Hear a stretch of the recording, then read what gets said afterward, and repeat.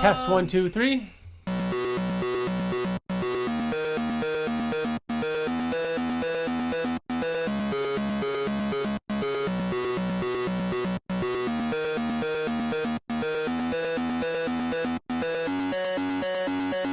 Hello and welcome to another episode of the Invincible Podcast, probably the best superhero podcast in the universe. This is a show where friends sit around and talk all things Invincible, a comic book by Robert Kirkman, Corey Walker, and Ryan Ottley. I'm one of your hosts, Ryan, joined by TJ. Hello. And Bill. Hey, it's Bill. How you guys doing? I'm doing good. There's a lot to talk about. There is a lot, and you know what? I had a little joke planned. I was going to say, hello and welcome to the Invincible Podcast, probably the best in the universe. A show where friends sit around and wait for anything to be announced. And I couldn't do that because there is kind of something. It's kind of a big something. Well, we're gonna get to it. Okay, all right.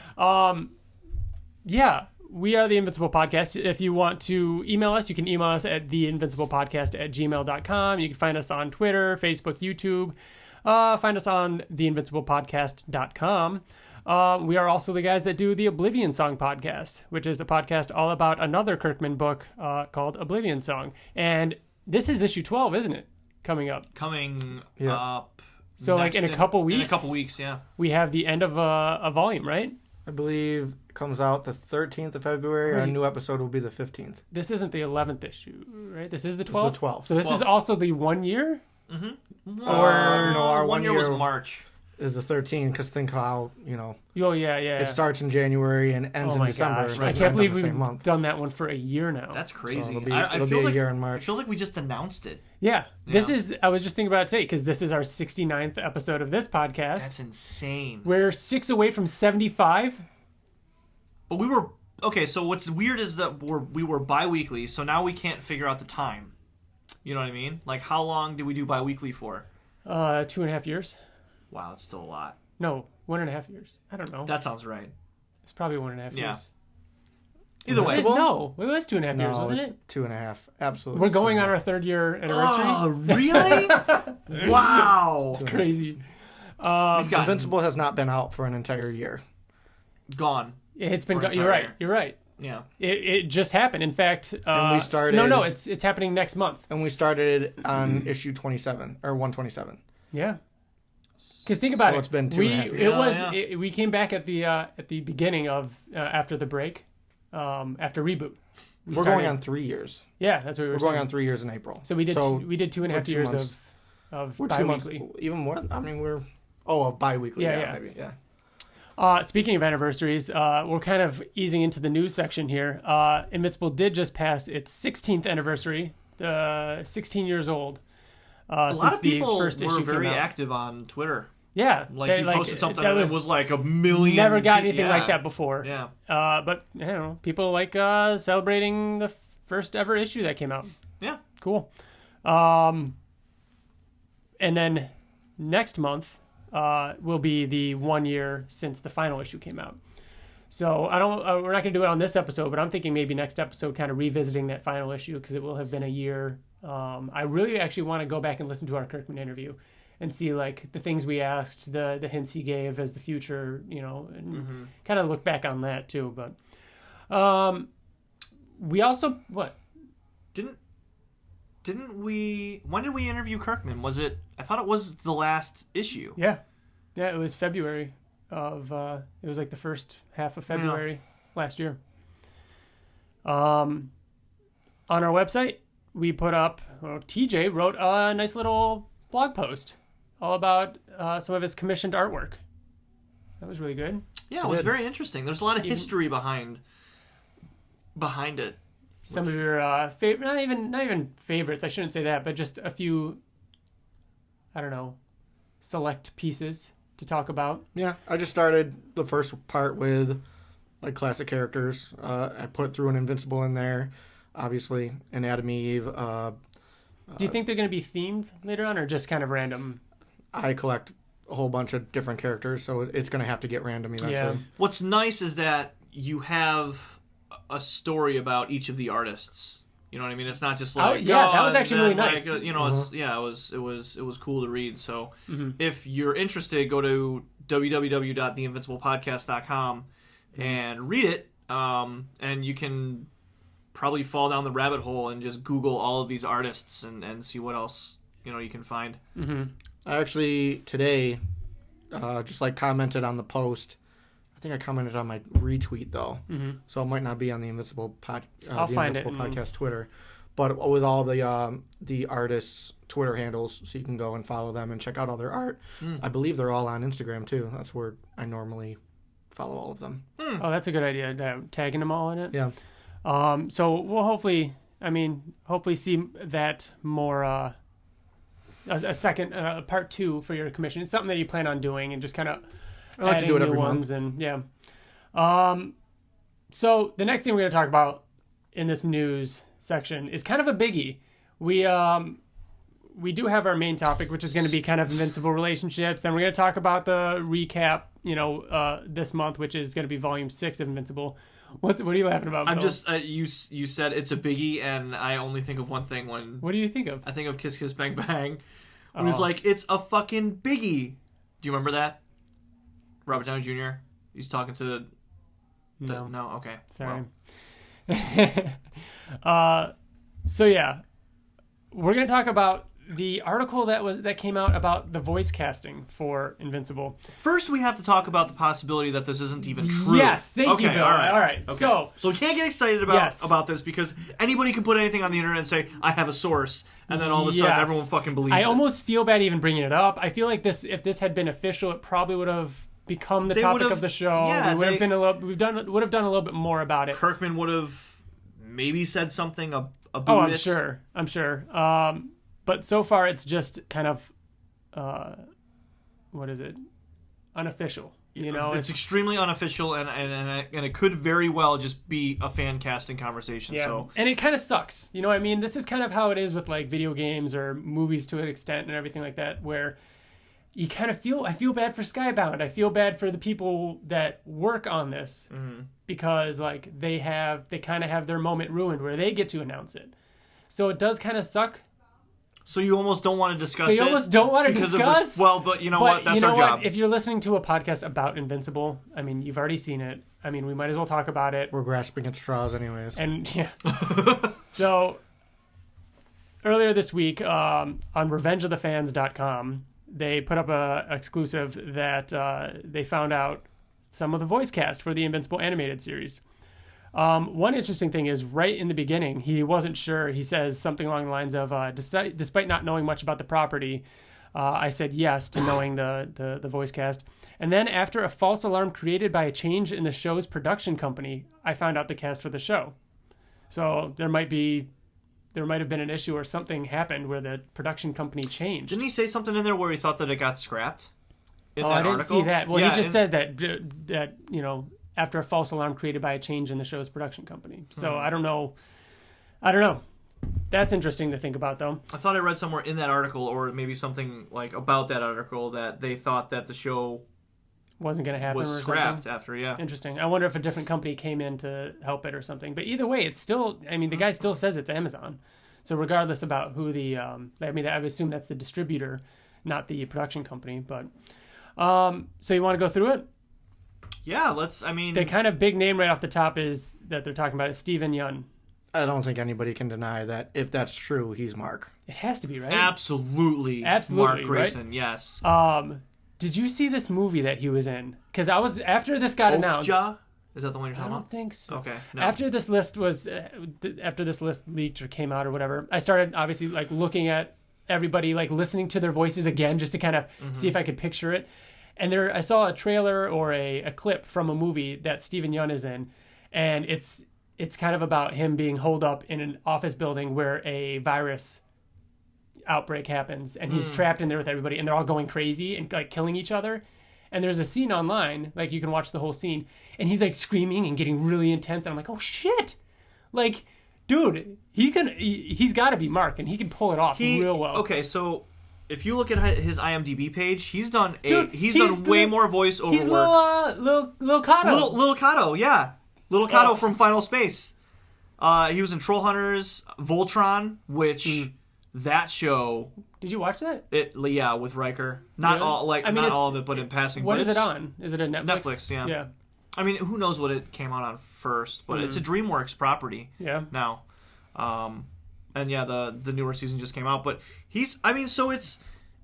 I mean, the unfortunate thing on upcoming projects, 2019, it says The Twilight Zone and Weird City.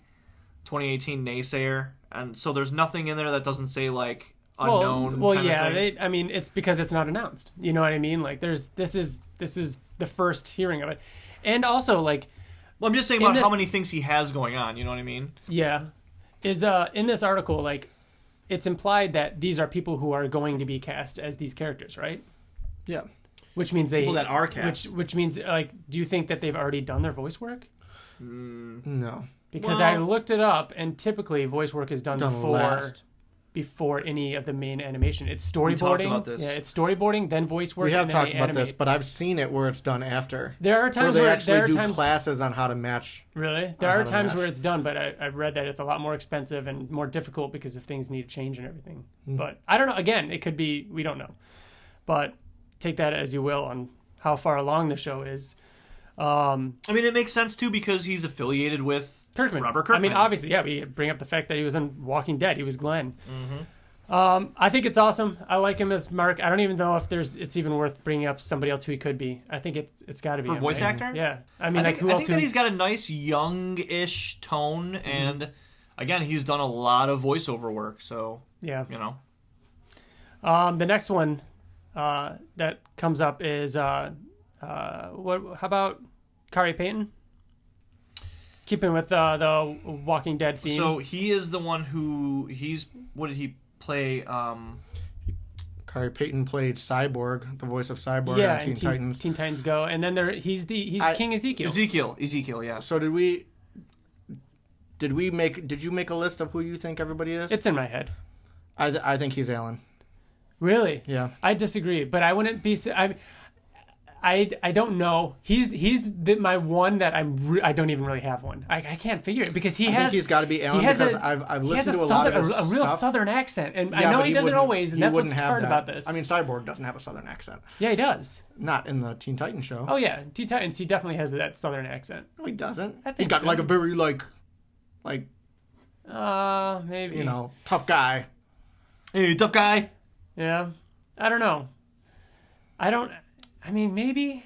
The way I gotta listen to it again now and picture Alan. There's a humor to his voice, and Alan I think is the only one that I can see pulling that off. Deep and humorous. I think it's got to be Alan. Yeah. Yeah. It's tough. Yeah. He was the one that I had a hard time with. So Yeah, I I mean, would be the most unsure about him too. I mean, I could see Alan, I guess, now that you say it. But He's only ever played. Like, not to say that he couldn't play anything else, but like African American characters. Yeah, but he could play something else. I know that doesn't mean anything. But I mean, that's what stinks with so these. you don't think that he could be Angstrom? No, I don't. Why? I don't know about Angstrom. Actually, shit. I don't think that he has an evil of enough a voice. Even evil of enough. That's what's so hard about figuring out voice acting. Is I feel like maybe he can pull off an evil voice. I feel like you know? I have these down. Do you? Yeah. All right, TJ, you want to pick the next one then? Who do you want to talk about next? I'm gonna talk about Clancy Brown. Oh my God, Clancy Brown is like because, and now I'm gonna throw out a bold prediction here. So he's been like in everything. Yeah. He has been. I watched this the YouTube video just going through all the different characters he's ever voiced. It's insane. Yeah. He's been in every show. Yeah. Who is this? Mr. Krabs, most known for. Yeah, but he's also Lex Luthor. Oh, okay. Yeah. Like he's in so much. So I'm gonna make a bold prediction that is going off of. Wait, Mr. Krabs, Lex Luthor. What are you talking about, Lex Luthor? He voiced Lex Luthor. Lex Luthor. The very deep, like he does so Shawshank. much. Was he in Shawshank? Yeah, the fucking warden's guys. This guy's about to have an accident and hangs him over the. Really? Oh yeah, it does actually sound like it right there. Yeah, I can picture it. He does a ton. His range is crazy though. Obviously. I went back and listened to our animated series episode. First of all, Bill, you thought that the animated series you were gonna bet your firstborn son Okay. that it was going to come out in September of 2018. No. I thought that we sure. would see something. No, you said it was going to come out this year in fall, but me and Ryan both thought I said January of 2019. Ryan said February or March. That would be like no. Yeah, I mean, we're not even. I'm still maybe be right. After hearing the kind of like reaction from this and how this article was like leaked in a way, I'm almost pushing mine again. So like, I'm almost thinking this time next year.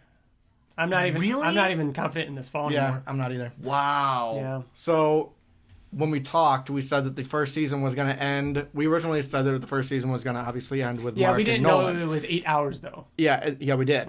And then that actually episode, right. we talked about it, and then we thought like they were going to do like the Reanimen first and him the Teen Titans and all that stuff. So where do you think people. it's going to go now? And then they said that we talked about how it would probably be like fourth episode that they would fight. The first episode of every season of every series always tells what the story is about. Nolan and Mark are going to fight at the end of the first episode. That'd be insane. And then flashback? The series... actually, someone wrote in. A listener wrote in and gave that prediction. Okay. Shit, I forgot who it was. First episode will end with Invincible and Omni-Man fighting. The season will end with Conquest. Season 2 will be the Viltrumite War and Robot taking over. Season 3 will be the rest of it, and the show will be over. What? Three seasons. 3 seasons max. That's my bold prediction. That's bold. Part of me wants you to be wants. It's wants Amazon. That. It's part of me wants that because that means they're going in there with that means they're going in there with like this is it. We're gonna tell the complete thing in a concise package. Part of me thinks that. Part of me wants that, but just bump to like 5 seasons and spread it out a little bit. I want it to be 10 seasons. 5? But No. I think it's gonna be 3. I think it's gonna be 3. Think of your favorite shows and how many seasons there's been. The Last Airbender was 3 seasons. I know.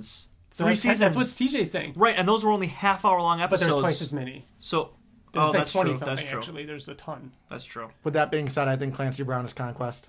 Or Angstrom Levy, if not Conquest. That changes up a lot of these. Because I went into this thinking that all these characters would be up to, and I was actually going to say today, like, what we read with Volume 6, I can actually see the first season being there. Mark visits Nolan again, has the fight with the Viltrumites, Eve in Africa, like, kind of end the story around there. And then Season 2 would be Conquest. Kind of lead up to Conquest. Conquest would be the end of Season 2. I don't know if I could see him as Conquest. Oh, I can. That's the thing with him. I can almost see him do anything. I initially just went to Cecil. Cecil? Yeah. For animated? No way. Yeah. No way. Really? No. He's got to play someone crazy. No. Yeah, he's going to be a villain all day long. No, picture Lex Luthor. Just somebody who he's very precise. Monotone. He's very, Cecil's and- not. not- Do you hear? But he can like still- a very but- dark No, but- Cecil. kind of sometimes. I know. That's what's weird is we all have these characters in our heads. I think I picture Cecil as kind of that, like, he's almost like a military guy. Like, he can shout, he can get in your face, but he can talk to you. And then he's going to raise his voice at you. I don't know. I can see him. but then you have the moments where he's like more animated, like when he's chasing after him in the teleportation. He's like shit, Yeah. or crap, whatever I can it see was. I've always thought Cecil was more controlled, like military, but a little bit more animated than that. Huh. I will say this: Clancy Brown was going to play a villain. Like, Really? I'm so unbelievably convinced. Well, you know what? Would you be convinced that issue 50, like, one of the villains of this series at one point was Cecil. It got to the point where he is viewed as a bad guy. He's not playing Cecil. Are you as confident? Do you think that he's absolutely going to be in the show? Conquest? Yeah. No. Obviously, Conquest. No. Clancy Brown? Yeah, Clancy Brown. Oh, I have no idea. I Well, couldn't even we guess. know this is unofficial. It's not. No, yeah. I know. That's not even a guess. I'll be honest. The fact that all of these actors are like big name actors makes me doubt that it's true. But the connections are so weird. Clancy Brown Like- wasn't one of the announced actors, was he? Yeah. Yeah, that's He why was? Yes. What the fuck? I didn't finish reading That's why it, we're apparently. talking about him.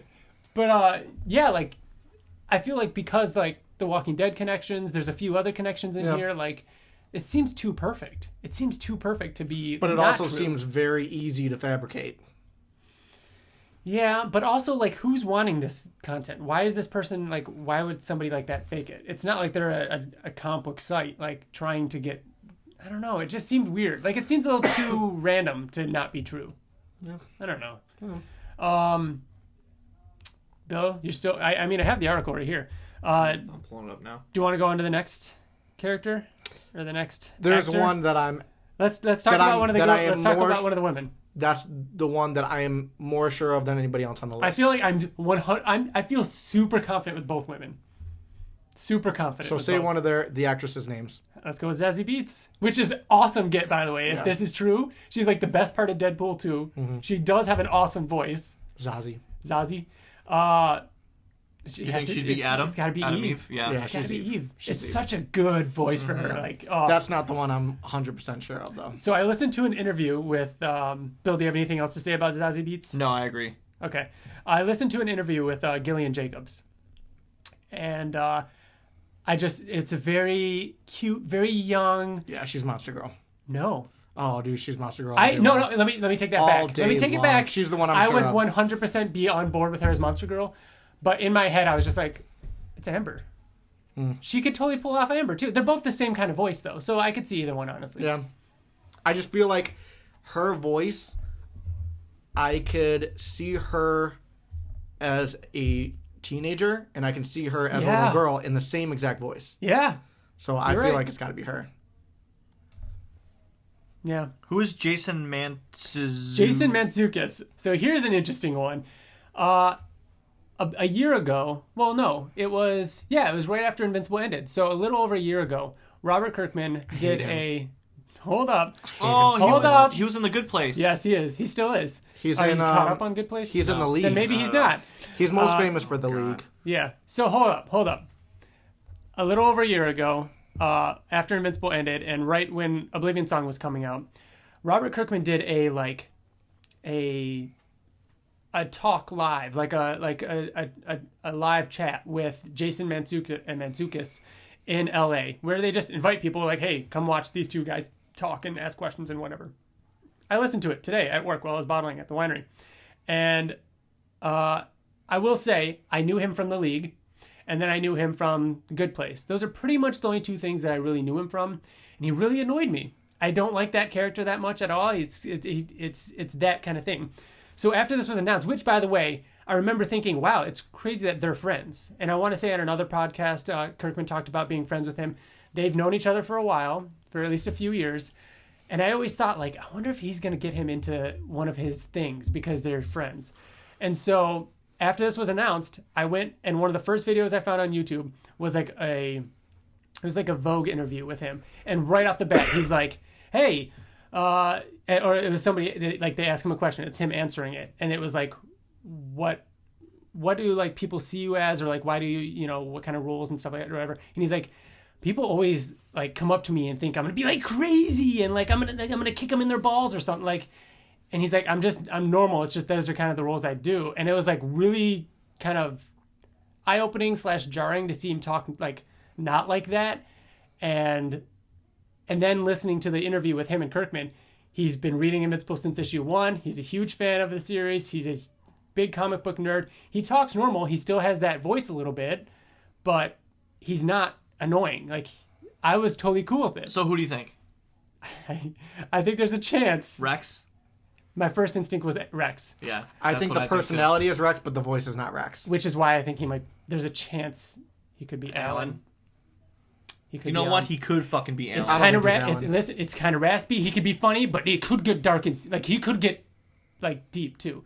I think he could do it. Mm-hmm. I think he could do it, which is weird because I never in a million years would have thought that guy would play Alan, because that is not the voice I hear in my head. That's what's so great about casting, is that there's a lot of people that know a lot of other actors, and because we're like very like we get our mindset on Dwayne The Rock Johnson. That's all we can fucking think of. You know what I mean? I could absolutely, now that I'm thinking about it, I could see him doing Alan way more. It's weird. I don't see the Alan. Because we see Doof, like he's such a doofus. Not Alan, I'm talking about this actor. Like, and really, even all the live action stuff that he's done, he's always just kind of like doofy. Kind of, he's cocky and arrogant and annoying and a little bit like he's brash and in your face. Right. And it's like that's you don't see him as strong and tough and like, but also still kind of funny and derpy, But it might happen. I don't know. So that one kind of threw me, and that's why TJ, that one casting on this list is why I think it's 100% real. Because Could that's be. too much of a coincidence. Here's a friend of Kirkman who doesn't do a whole lot of voice stuff. He has done some voice stuff, but like, why that person? Yeah. You know, if you were faking the list, you wouldn't do that. And and if you were faking the list, you'd put what's his face on there. We talk about him all the time with voices. Oh yeah, Samurai Jack. Yeah. I can't My remember his God. name. Yeah, he was in Futurama. Yes. He was on Mad TV. Oh gosh, that's gonna be I know annoying. his name. Anyways, I would have put him on there because he's talked before on a Skybound video about how he'd want to voice the Immortal. You know what I mean? Yeah. So that would have been a shoe-in for if I was faking that list. All right. Anything else about I feel like I need to Jason? listen to his voice for dude, just I feel a like second. once we're done with this podcast, we'll do it. Okay. Or you're just gonna pull it up now? No, Okay. we're good. Because we're gonna talk more after we're done recording about and listening to some clips. All right, Bill. Let's talk about the one we already talked about a little bit online. So on Twitter, after I read it, and I couldn't think of who was playing who. First, I thought Zachary Quinto was like the most famous, so he would then be the top build. You know what I mean? But then I started to think So about what did you jump other to? things. Invincible and Mark, Omni-Man? you know what I mean, or like maybe something like that. But then I thought what I know him most from, and obviously it's Spock. And then I thought, You mean not Heroes? fucking Heroes. He was Sylar in that, wasn't Holy he? Or- shit! Yeah. Skylar. Sylar? No, Sylar. Sylar. Yeah. So what I said. Okay, cool. But it's so if you just took Spock and removed him saying things like logical and stuff like that, but the same exact tone. No, have him say and logical. Put it into fucking robot. It would be fucking perfect. I couldn't is. see anybody else. It's not even Spock. It's Zachary Quinto. He's been in everything. He's been in Heroes. He's been in American Horror Story. Every character that he's ever played, he's very monotone. He's very like. But like Bill said, robot. calculated. Yeah. That it is. Did you happen to watch the video I sent you? No, I didn't. There's on that. When you said that on Twitter, I replied, watch the halfway through this video. It's him talking about an audiobook that he's going to be reading for, okay? And halfway through the video, it's a clip of him reading the audiobook. So if you've ever listened to an audiobook, it's the man opened the door, and it's very precise, and he's reading, and he's trying to be, and he has that, dude, it's spot on. Like, it's crazy. For robot. He like I said, you barely even need to put a filter on his voice Yeah. because he sounds like that. And yeah, and I think that'd be perfect for him. And it could be the robot voice. It doesn't have to be the Rex. Like we talked a little bit with Wyatt about that. Like People even in the comic, like the teen team and the Guardians, they're always like, "Oh, we just thought you were a robot." Like they thought that he was just an artificial intelligence, like no emotion. which is anything interesting like to think that after he becomes Rudy, you'd think he doesn't. You almost don't need Zachary Quinto anymore, unless you want that voice when he's in the suit. So okay, we talked about this a little bit, and I thought like I could be your twin, right? We're twins, identical twins, separated at birth. You live down over here, and I live up here, and we have different tones. Yeah, You know what I mean? Like our voices would be different because we'd be raised differently. We'd have different diction and like obviously accents and stuff like that. You don't think that they would want it to be the same kind of robot? I see what you're saying. But with more emotion. Like obviously Rudy, him being in Rudy's the robot, gonna sound like Rex. Rudy being in the tube and talking through a robot. I'm sure he wasn't trying to sound like a robot. Like here's my impression it's of just a the robot. fact that it's coming out of a robot. It's a speaker. Right, but it's also just the way that he talks and like, or however it is that he, you know what I mean? Yeah, like the way that he the way talks. he chooses to phrase it. Yeah, and like stuff. I'm sure that it has to be the same kind of flow. I get that. That'd be interesting. It's more interesting when we find out. Say, for example, Jason Mantzoukas plays Rex for some reason. How would they sound different? No, like when Rudy clones young Rex, it's almost like you just get Jason Mantzoukas to do a young version of Rex. I feel like, But that's he what wouldn't would be happen. Rex, though. He'd have to do an impression of Zachary Quinto doing robot. Yes, that is what I would want. Jude Law, Jude Law. iRobot. That's kind of what I picture Rex being. Jude Law wasn't iRobot. Wasn't he? No, it was your was it? man, Wash. Oh, that guy's awesome. Yeah. What's his name? He is being no, that's Brendan Fraser. He was a robot in Rogue One. I knew he was a robot somewhere. Yeah, and also maybe iRobot. that's what I'm thinking of. Yeah, and iRobot. Yeah. Yeah. But I knew there was something else. Yeah, that What wasn't is Jude his Law. You thought name? that was Jude Law? What is his name? He played the chicken in Moana. Yeah, we're doing Did he really? Yeah, he did. That's really funny. Yeah.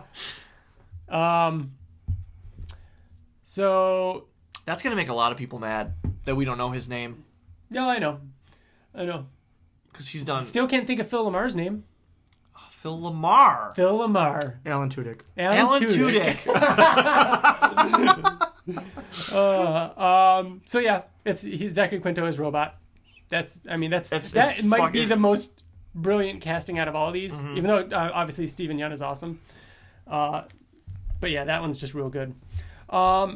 Speaking of Moana, Disney, and so on, we are recording this episode a little bit early because I'm leaving in a few days to go down to Disney, and every time, not yet, not done yet, and every time I feel like I go on a trip, something gets announced. We joke about this. Not only am I going down to be in Disney, but literally the voice of Mickey Mouse is cast in the Invincible animated series. What? So Andrew Rannells. Chris Diamantopoulos. Damn it, I thought I was going to get it. Chris Diamantopoulos. Shit. Diamantopoulos. Diamond? You just say it fast. Diamantopoulos. Oh, it's Diamantopoulos, I think. Has voiced Mickey Mouse in a TV show for the last 5 years. So he's also in Silicon Valley. No fucking way. He is the guy from The Office. He's in Voltron. Is he really? Dude, it's all too Come perfect. on, it's all too perfect. Either someone's trying to make little hidden connections for people like us to be like, oh, they're both in fucking Voltron. So I listened to him talk in a couple interviews. Do you have someone picked, TJ? Nolan. Definitely Nolan. Wasn't he in the Librarian or something like that? I don't know. That made for TV movie. Is that him?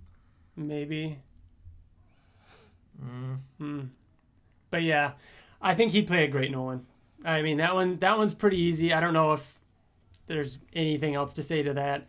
Andrew Rannells is the one that I'm not too sure about. Oh, he's Rexplode all day long. Really? He's Rexplode all day long. Really? All day. Yeah. I only watched one quick thing with Jimmy Fallon, and he was talking about, which ironically, he was Andrew Rannells played on Hamilton for a little while, which is really cool. But yeah, he just talked about how he's like a theater person and stuff like that. He's super gay, and like, I don't know, not to typecast him, but I almost thought he could just pull off William and just ignore all the awful gay jokes in the beginning of Invincible and make William gay from the beginning. Who is this? Andrew Rannells. I didn't think he sounded gay. No? No. I mean, that's fine. I mean, still, either way, he could still play William, even if he doesn't. Yeah. But I don't know. The second I heard his voice, I thought Rexplode. That would work. Yeah. You know what? He was in How I Met Your Mother as the singer, the bassist, wasn't he? Am I thinking of the same guy or no? I don't know. Not sure. Yes, I am. Yeah? Yes, I am. Oh, yeah. Remember he's in the band with his wife? I think so. I don't remember. It's been years since we watched that. Moving on. I think that's everyone. Did I cover everyone? Yeah, that was everyone. So yeah. So that is the unofficial announcement. It's still exciting to look forward to when there's an official announcement to find out whether or not this is actually true. Because if they announce it, that like this is true, it's really exciting because this is an awesome cast list. So I'd be happy to see that. And also, when they announce it, maybe they'll announce who they're playing. You know what I mean? You'd think they would announce who each person is playing and so on. Plus, there might be people that this article didn't care to mention. I mean, I'm sure they just picked the ones that they wanted to bring up. But I feel like we got to start taking notes on when we make predictions. Because like after the first season, the episode we're going to go back to is the animated series one. But obviously, think about it. There's probably going to be like other things though. Like what happens when they show the first image? We're going to talk about, and so man, that's interesting. Conquest. That seems like so fast. We've talked. I think the thing we always, and this will only take a second, but I think the thing we always get hung up on is feeling the fight between Mark and Nolan, and will you feel it if it happens in the first episode? Like, will it be as impactful? Because not only that, but the betrayal has to happen in the first episode, halfway through the first episode. And will you care that he betrayed his friends and like his family doesn't even know who he is. So maybe it ends with episode 2, and then the betrayal is the first episode. But I don't think it's going to be dragged out to 4. I don't think the first episode is going to end with like, oh, there's like a weird zombie thing like going on. Like, you know what I mean? I could totally see the end of the first episode revealing like the whole hour. Look how great this guy is. He's the best. First episode, I never liked you. The feeling was mutual, and it's like, oh shit, you got to watch episode 2. I can get behind that, TJ. And then episode 2, him lying and keeping it from everybody, and it end with him like cutting Immortal in half, saying we need to talk. And then episode 3 is the fight. I could. How long? You guys don't watch Futurama, right? I've watched bits and pieces. Okay. There's an episode of Futurama where, and this is super relevant, by the way, where Fry writes a TV show because this alien race that's really crazy on Omicron Persei 8 or whatever planet they live on, where they're like light years away, so they didn't get a TV show aired to them until 1,000 years later. Okay. Right? And then the show was canceled. So they came to Earth sounds familiar, yeah. mad that the show was canceled. They want to know what happened to Ally McBeal. It was like an Ally McBeal show. So then Fry was like, oh, I'm from that generation. It's perfect. I can write an episode to finish it. Okay. And they finished filming the episode, and it was like 20 minutes long. And they're like, Fry, where's the rest of it? He's like, it took me an hour to write, so I thought it would take an hour to like I thought it would take an hour, you know what I mean? So I'm thinking, like, how long does it actually take you to read this compared to if this was actually animated, like one volume? So you're saying what I mean? Just because one person can read from the first issue to the Mark and Nolan fight, they can read all that in an hour and a half. Does that mean they only need an hour and a half animated? Maybe less. That's what I'm saying. Like, if it takes you an hour to read a book, or... Okay, if it takes you, let's say the fastest book you read, that's maybe 300, 400 pages, you could read it in 3 or 4 days, right? They can make an entire movie that's an hour, 2 hours long out of that entire 400-page novel. Like, I think TJ is kind of spot on with his prediction. The thing I like most about TJ's prediction, as we talk about him like he's not here, is I like... being like, here is the beginning and the end. We have this many seasons plotted out, because that's something they're not doing with the movie. They're saying we're going to tell one story with the movie, and if we make 10 more or 2 more, that's to be determined. Like, the animated series having it blocked out like that would be awesome to have a set pace throughout the whole thing and be able to be like, yeah, here's 3 seasons. Just like being able to turn on, like we always talk about, Last Airbender. Like, completely different show by the beginning and end. The character growth, the things you feel throughout it, like... It can be done. Maybe you're right. Maybe it is only going to be like 3 seasons. Without even missing the stuff that makes Invincible great, like all those little side stories and all the like the Atlantis. Like I think that's still going to be in there because that's like trimming stuff out. Trimming the fat. Yeah. There's definitely I don't think so. I think if anything, it's going to go quick. I think it's going to go really, really quick. Too quick? Do you think? No, I think that an hour is a really fucking long time. You're right. A really long time. Think about that, Bill. Like, I think if anything, they're going to add things. They're not going to take things out. Yeah. Does it take you? Does it take you an hour to read and look at and enjoy 2 issues of a comic book? No, it takes you fucking 15 minutes. Like, think about it. Yeah, but like, Mark walking down the stairs, saying hi to Debbie, making a sandwich, and talking, and then leaving is not the same as like him walking down the stairs, like him entering the room, Debbie looking over her shoulder. Oh, hey, Mark. Like, I don't know. But it's that little stuff. That's the fat that we're talking about. Like, no, that's the stuff that I feel like you get with live action. You have to show stuff. You can't just read quickly what each person's saying. They have to act, and it has to be believable. So I don't know. That's an interesting thought that I'm excited to see play out. Let's move on. We're going to talk a little bit, our main topic, even though that kind of was a little bit of the main topic. It's kind of sharing this week. We wanted to talk a little bit about relationships in Invincible and a few of our favorite relationships. People wrote in with... We got a couple. Too, right? Yeah. Bill, do you want to give us one? Like, when you think of relationships it's so Invincible... cliche. Are we not allowed to say Mark and Eve? No, you could say it. Because I have a follow-up question for you. Okay. My favorite... would be Mark and Eve. And it goes back to what I say a lot about the relationships and the characters and how well they're written. It's so real. Like, it's such a real relationship where Eve and Mark were in the same comic, and they both had different relationships going on. Mm-hmm. Like, so Eve they went through 2 before they even... with William and with Rex. Mm-hmm. So, I mean, William doesn't really count.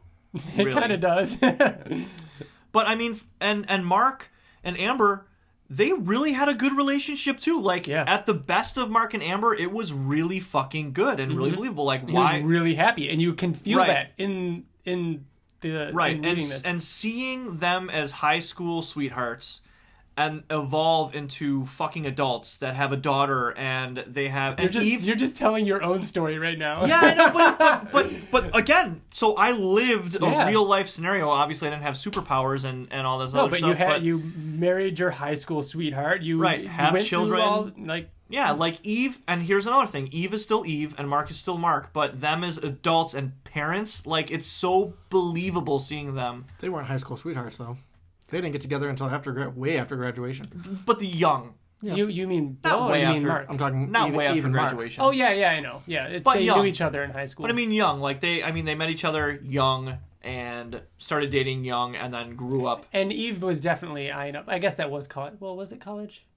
Yeah, it was college when Eve was kind of pining after Mark, even though he was with Amber. But yeah. But just seeing them run into issues like miscarriage. I was gonna say, what are a couple of things that jumped to your mind? The miscarriage. What was the abortion? It wasn't even a miscarriage. Or the abortion. Finding out Mark had an illegitimate child, like the way that they just handled all those things together. I completely forgot about that. If you would have told me to name like 3 or 4 relationship things that happened to Mark and Eve, I would have completely forgot about the time that she realized, like, oh shit, he has a kid. Yeah, he was raped. Mm-hmm. Yeah, her being there for him when he was kind of, talking to. And then Eve about that. Do you remember how fucking terrible you felt when you found out that she was with somebody else? Oh man, do you remember how we were? You can listen to us talk about it. Oh, we were mad. So mad. We were mad, but it was so believable. That's one of my favorite Corey Walker pages too. Eve saying that, like, it was like the final page. It's awesome looking. Yeah, it was really believable. Not to be cliche but no, it's a good one. It's a really good one. It's huge. TJ or Ryan? Ryan, you want to go? No matter. Yeah, go TJ. You just said go TJ, looking at me. One of my favorites is Amanda and Rudy, because it is.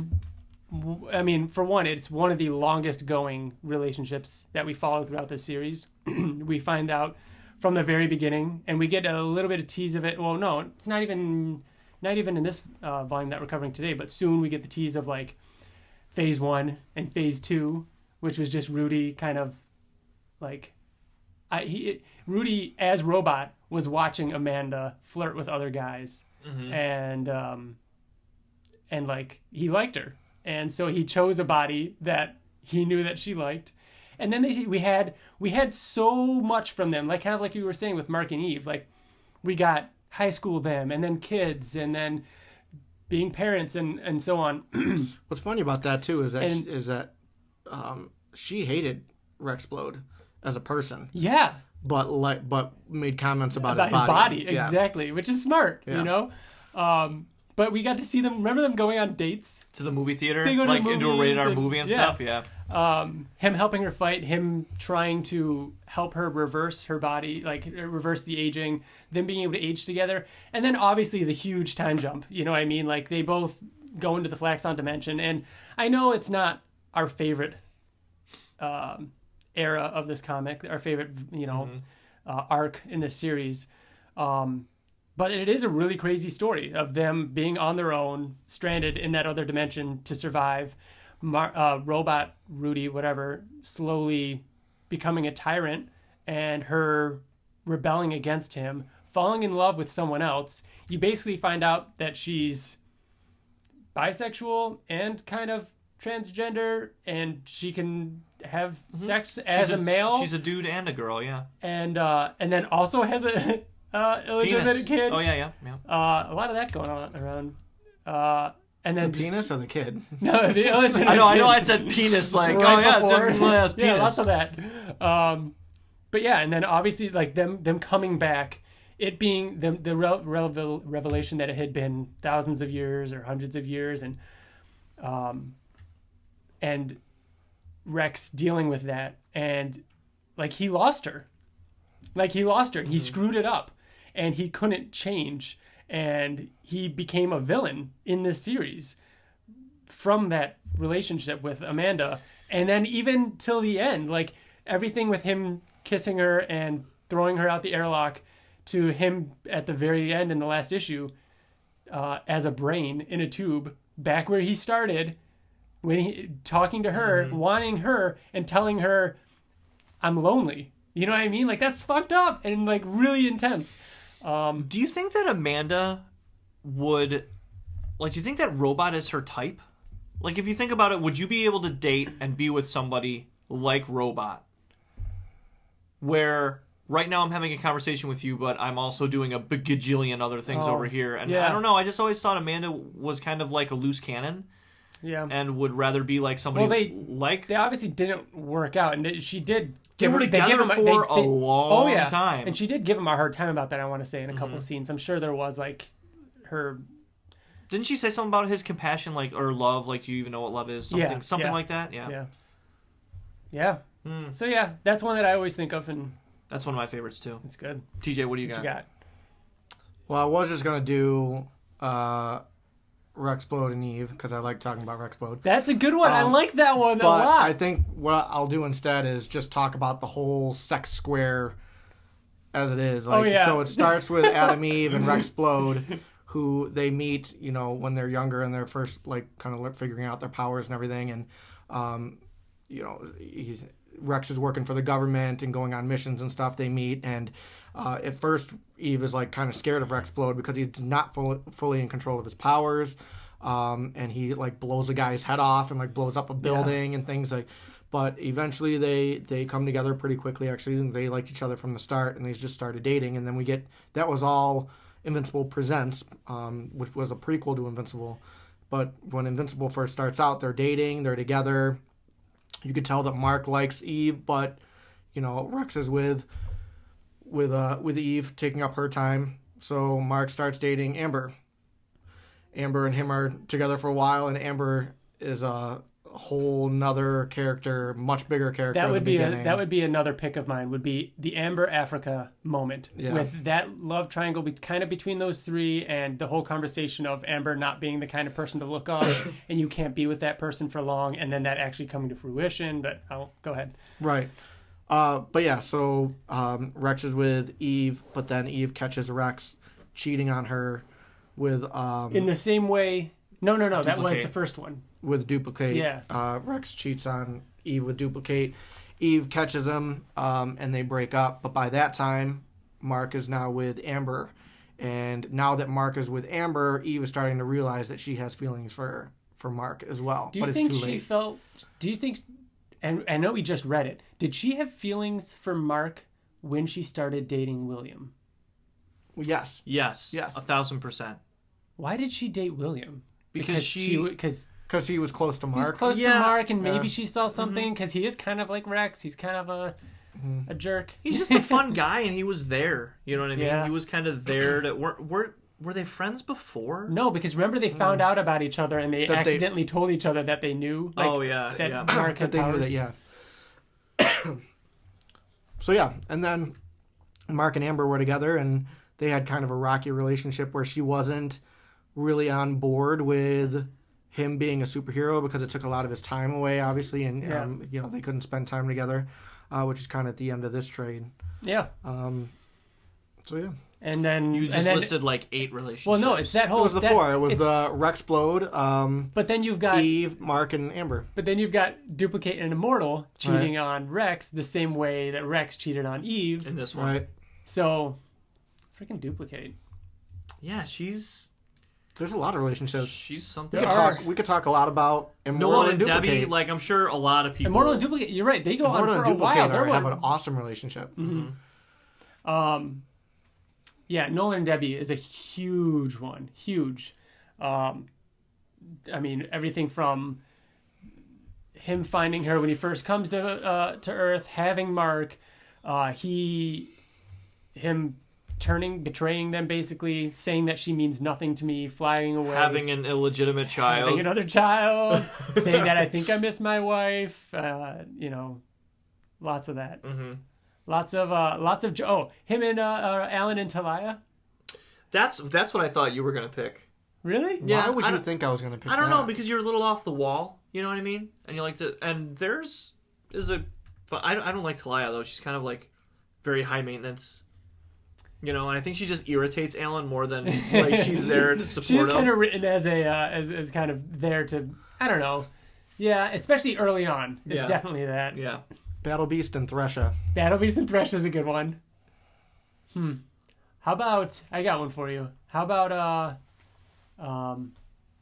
William and Rick? William and Rick Sheridan. is a good one. That is a really good one because we see the beginning of that in this, and that goes on for a while. Levy and Chainsaw.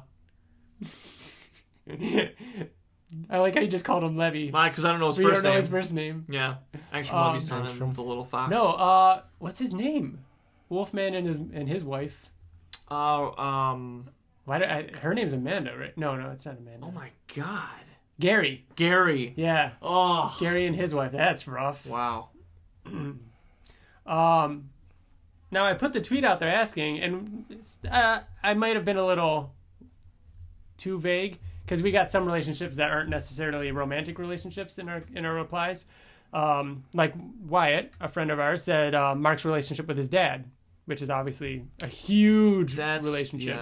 Yeah. I mean, fatherhood in general in this series is, you take away the concept of fatherhood and there is no Invincible, basically. Everything between Mark and his dad, and then Mark becoming a father, and then, so on.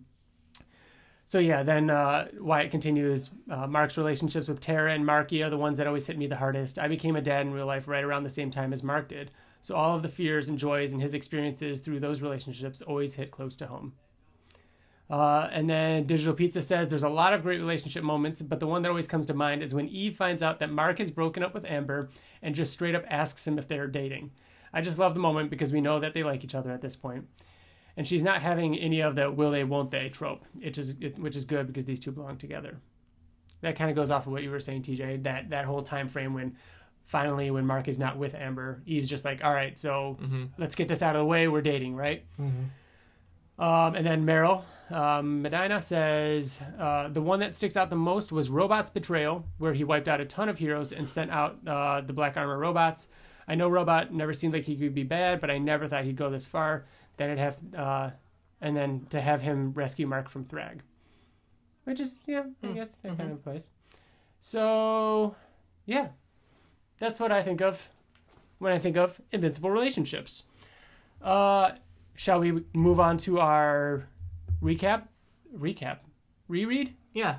Yeah. Yeah, our quick skim. Yeah, so we this month's homework was Invincible Trade Paperback Volume 6, A Different World.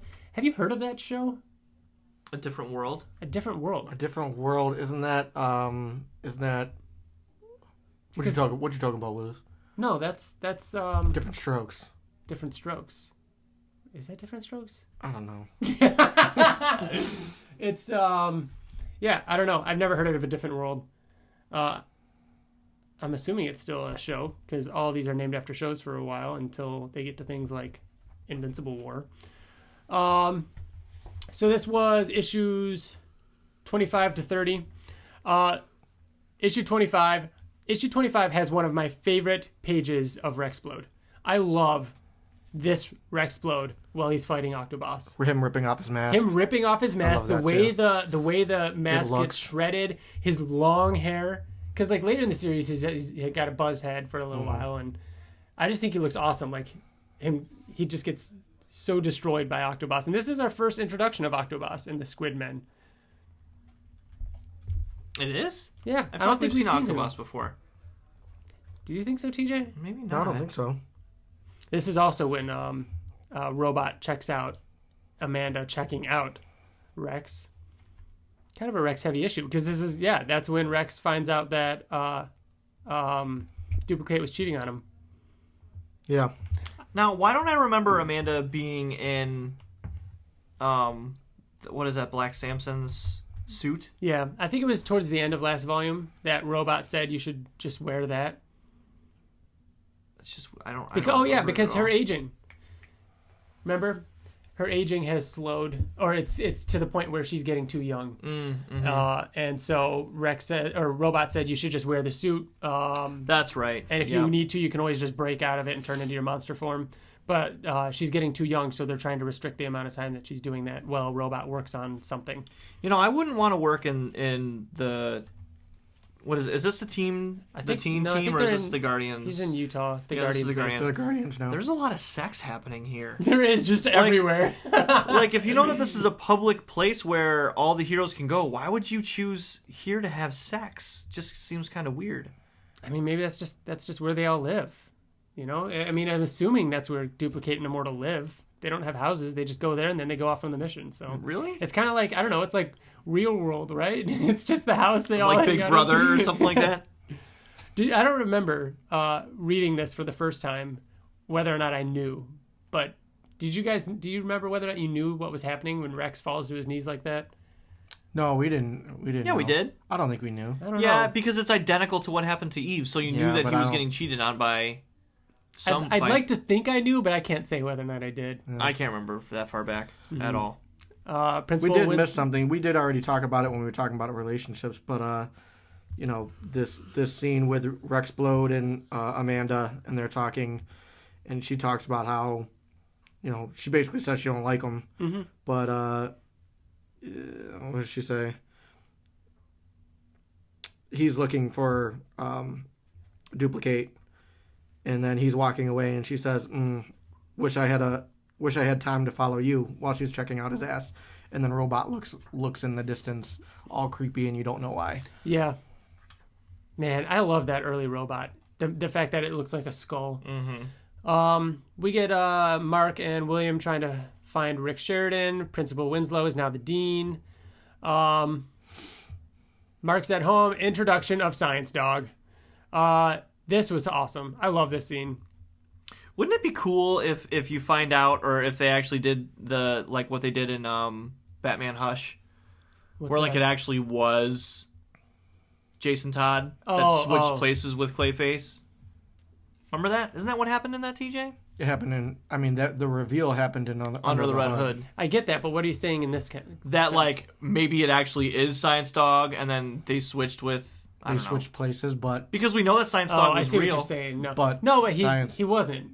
We read the comic that Mark was reading. No, he's real. Sorry, Bill. Thank you. Okay.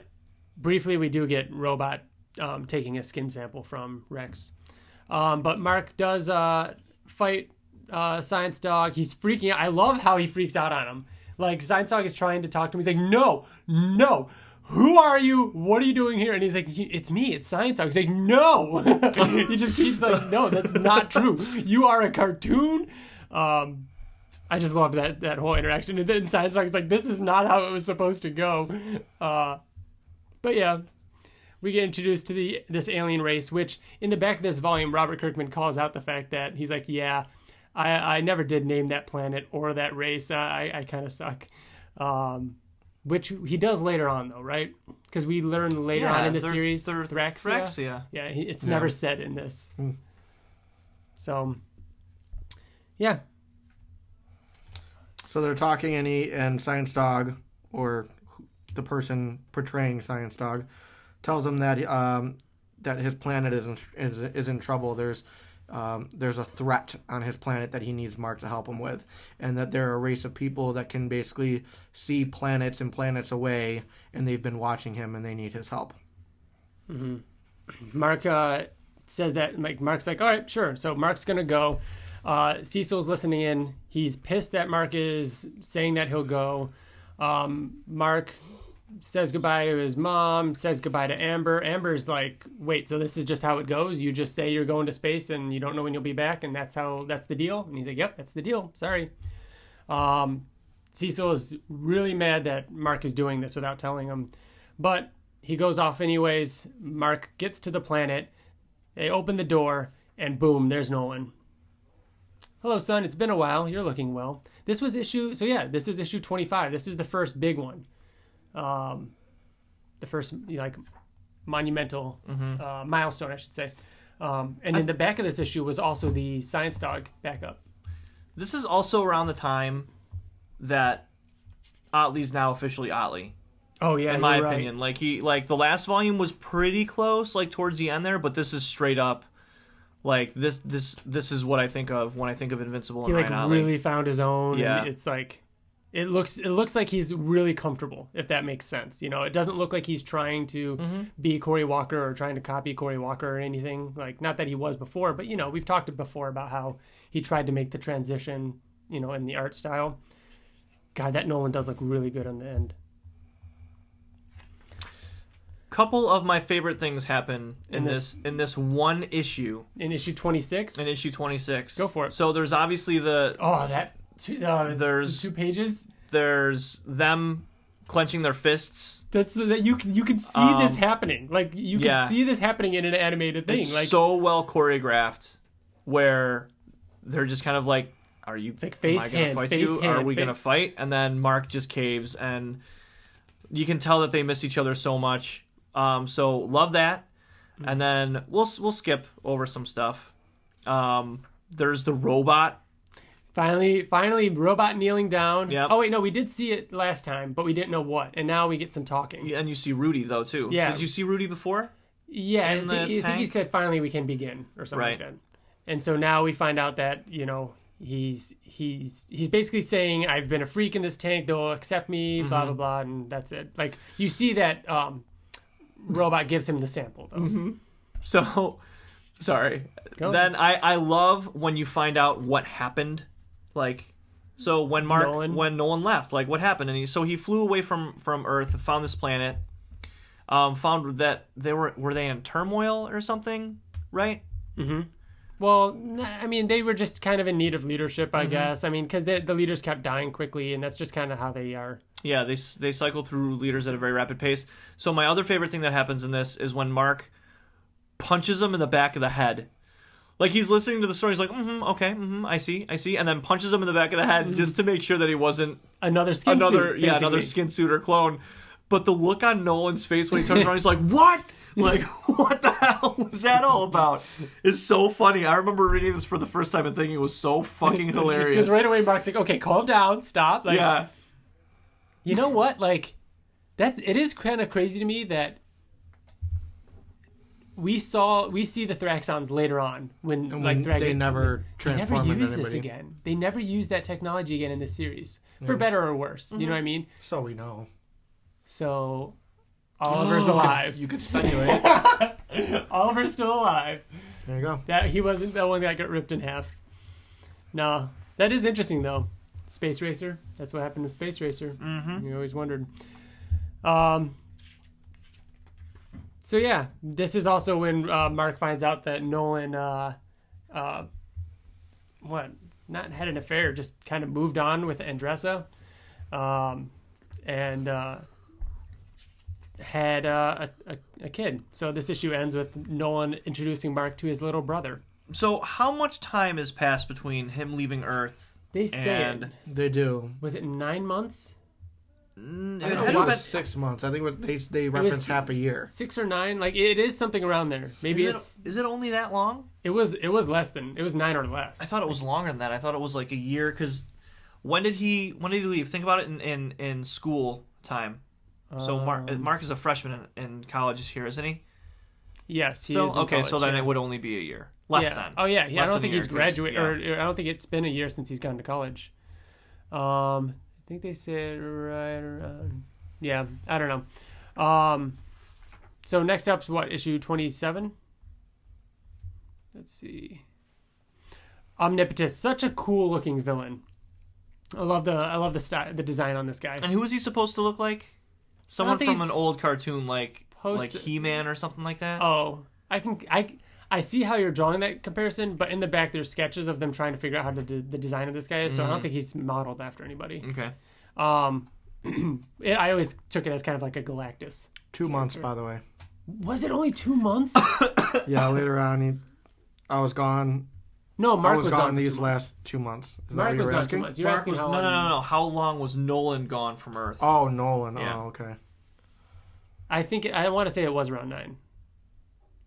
So, this is our first real big 2-page. Is this the first 2-page spread by Ottley? No, he's done more. It's got to be more than that. The Flaxons coming was a 2-page spread. Was it? Oh yeah, for sure. Maybe With the tanks in the background and everything. Ryan. Okay. I'm pretty sure. All right. But yeah, really cool 2-page spread with Britt. This is one of our first in canon appearances of Tech Jacket. Have we seen Tech Jacket in Invincible yet? We've read so much stuff. I know it's hard to follow. My brain is... I know. I'm like, yeah, of course we have, but I don't think we have. I don't even know if we've seen Britt and Capes. yeah, we have. Oh, we definitely saw Capes. Yeah, Yeah, we saw yeah, them we last, have, yeah. last fine. But anyways, we got Capes, we got Tech Jacket and Adam Eve and all the teen team and, you know, everybody and their mother are in this page, which, Bill, you know all these people now. Now that you've read Capes, Yeah. you know that's clairvoyant Yep, up there. clairvoyant. Brother Love, Holy Water. Oh, yeah. That's Knockout. That's Knockout. Who marries Kid Thor? Who's right there? Who died together by robot. Like, it's so crazy. Bulletproof and the Seam. Oh, there's the dog in the background. What's his name? Le Bruiser? Le Bruiser, yeah. Oh, no, that's not him. Yeah, it is. That's a white dog, and he has a cape. Le Bruiser? What? And it's flying. Yeah, that's not Le Bruiser. Yeah, you're right. All right. So, yeah, they're fighting some big guy that's just, like, way, like, powerful. He's just going to destroy everything. He's wrecking everybody. I love this whole thing where Rex is like, Donald, you're a robot? I was like, yeah, pretty much. This 2-page spread always, I feel like every time I read it, it throws me off at first. I don't know if it's just the way it is printed in trades that I always think that it goes page. I don't realize that it's a 2-page, you know, that I'm supposed to be reading this way across the page and not. So that one always threw me off. So it's always, because it almost works this way if you stop here. Yeah. With Tech Jacket and Adam Eve. You know what can prevent you from doing that? Reading digitally. Yeah. Yeah. You're right, because that does look way better on that. But the seam screws with me on this page. Sideways. Yeah, that looks so much better. So yeah, they stop him because Black Samson comes out of his coma. And has his powers back. Yeah, Battle Beast put him in this coma, and his powers built up. So he had like a burst of power because he's back to normal after this. When did Battle Beast put him in the coma? It was first back time we saw him. Yeah, it was the only time we've seen him. No, because Black Samson lost his powers for a little while, didn't he? And that's why the suit was made, and the butler used the suit because he was using that suit when Battle Beast fucked him up. Put him in the coma? Yeah, because he lost his powers. Machine Head, when they were putting Machine Head? Okay. He was using that suit because he lost his powers. Got it. And so when Battle Beast destroyed him in Bulletproof, that's why Amanda was like, well, he's not using it anymore, so she used it. That's why he even needed a suit, because he lost his powers. When did he lose? You know what? That's one of my things in my unanswered questions notes on my phone. We don't know how he lost his powers. And we've read everything. Yeah. It's just something that happened several months before all the Guardians are killed. Moving on. I do love this line about Amanda saying it's not until we're out of our till we're all standing around in our costumes that we look like you don't realize how silly we all look. So yeah, after that we get an Avengers shot. Yeah. All of them standing in a circle facing outward. Nolan explains, we'll just call him Oliver. He doesn't have the name Oliver yet. Nolan explains Oliver and what happened and his aging and how, and this is where he actually talks about how he's changed. He's a changed person. How that when he went to kill Mark, he realized he couldn't do it, and that he knew he had a choice of either staying and killing him and taking over Earth, or leaving and dealing with the consequences, and he chose to leave. Yeah, and that the Viltrumites are coming because they're coming to kill him because he abandoned his post, basically. And that's why he sent for Mark. Mm-hmm. Or that's why he claims he sent for Mark. Yeah, and he says he apologizes. Mark said that helps, but it's not enough. He said that the Viltrumites are going to come. They're going to kill him, your brother, and kill me. And I need help defending the planet. And Mark agrees to help. And in that moment, a messenger comes in and says that the Viltrumites are here. The spreads in this issue, though, there are a lot of 2-page spreads in this volume. Well, this is the same issue. You're right, it is actually. Yeah. Mm-hmm. But we get these 3 Viltrumites flying through, one of which we know because he's a main Viltrumite character all the way to the end of the series is both of them are Layne. No, I think only Layne. No, isn't this guy with the mustache? Well, they all have mustache. You just said this guy with the mustache. No, that's not Craig. Really? I thought it was at first, but Craig has the eye. He's the guy that shows up at the end. Right, but didn't he lose his eye? Oh, you're right. Yeah, he shows up at the end. This guy, even though he doesn't die in this, I don't know if we see again. I thought we did. Is he one of the ones that... He's like at the end. No. I think no. I think I want to say this is the guy. I want to say this is the guy that Tech Jacket kills during the Invincible War, because I do remember seeing this guy with the receding hairline. Again. No, Tech Jacket doesn't kill him during the Invincible War. He kills Invincible during the Invincible War. Right. Duh. Sorry, that was dumb. That's okay. But yeah, I don't know what happened to that guy, but I do know for sure that Layne is Lucan. Lucan? Is it Lucan? I thought it was L-Y. When I read it, maybe it is Lucan. It's Lucian. Lucian. I always said Lucian. I've always said Lucian. Oh. But on the podcast, you guys have always said Lucan, so I just went with it. Yeah. Anyways, Nolan tells Mark to take the baby and Andressa and fly him to the caves. They'll be safe there. They go there, and they turn around, and there's Lucan, or however you pronounce him. Standing there, which, by the way, speaking of pronunciations, hold up. During the podcast, the show thing that you can find on YouTube with Robert Kirkman and Jason Mantzoukas, Kirkman says the name Angstrom Levy. Hold on. Angstrom Levy. He's pronounced it different. Angstrom Levy. I think he said Angstrom Levy. I'm sorry for your loss, TJ. What? That's all of us. We've all been saying it wrong. Angstrom Levy.